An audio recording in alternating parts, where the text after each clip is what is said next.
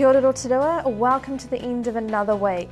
Ahead tonight, doctoral student has been given the opportunity to find ways to convert oxygen weed in lakes. Rotorua pensioners are doing it tough to save on costs. And in sport, steps are being implemented for another successful season of Bay of Plenty cricket. Those stories and more tonight on City News. Doctoral student Shane Carter has been given the opportunity to find ways to convert oxygen weed that is clogging up parts of Rotorua lakes into energy.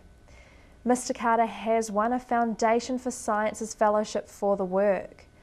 The former waste management engineer says he's confident of developing an anaerobic process to turn the harvested weed into methane gas. While his process may not lead to a total cleanup of the lakes, it could go a long way to solving the weed problem. National Poetry Week starts today and Rotorua residents celebrated the beginning of the week with a poetry works from local and guest poets at last night's night market.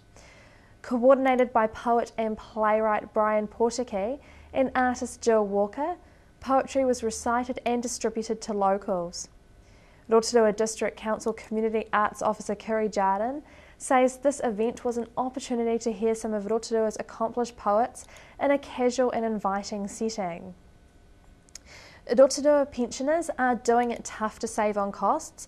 One woman is even showering once a week to save on her power bill.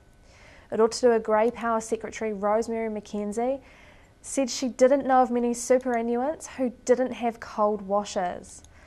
Other cases involve a woman making only one big cup of tea to last her the whole day, so she wouldn't have to keep boiling her kettle. Rather than waste money on heating, one woman has moved all her bedding into her lounge, so she only has to heat one room.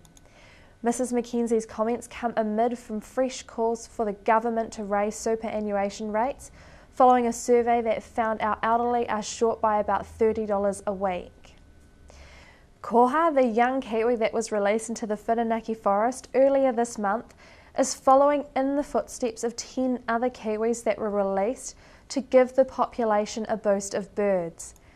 Koha was one of 20 eggs taken from the Whirinaki as part of a project to protect the kiwi from its main predator, the stoat. The eggs have been left in the care of Rotorua's Kiwi Encounter. They are being released once they are strong enough to fight off the stoats. And in sports news, the first steps are being implemented for another successful season of cricket for the Bay of Plenty senior men's team. A senior winter training group has already started planning for a season where one of the major objectives will be to retain the Fergus Hickey Rose Bowl. Bay of Plenty Cricket General Manager David Johnson says other associations are particularly keen to raise the bar to ensure that the Bay of Plenty doesn't win the Fergus Hickey Trophy for a third year straight. Weather for Rotorua and surrounding areas tonight: cloud clearing and becoming fine, light winds, low of 0.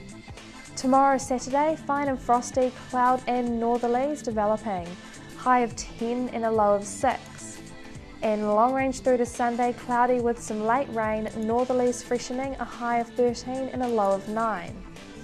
And your marine forecast for Lake Rotorua tomorrow Saturday: variable 5 knots becoming northeast 10 knots in the afternoon, waves less than half a metre, fine evening cloud. Don't forget Rotorua, if you missed any of tonight's bulletin or if you want to see what's happening across the weekend, log on to tvrotorua.co.nz. Stay with us. After the break, Steve talks Youth Parliament with Tanya Tapsell. He finds out more about Swimming New Zealand, and Matt Osborne's in, and this time we find about the spawning trout numbers right after this break.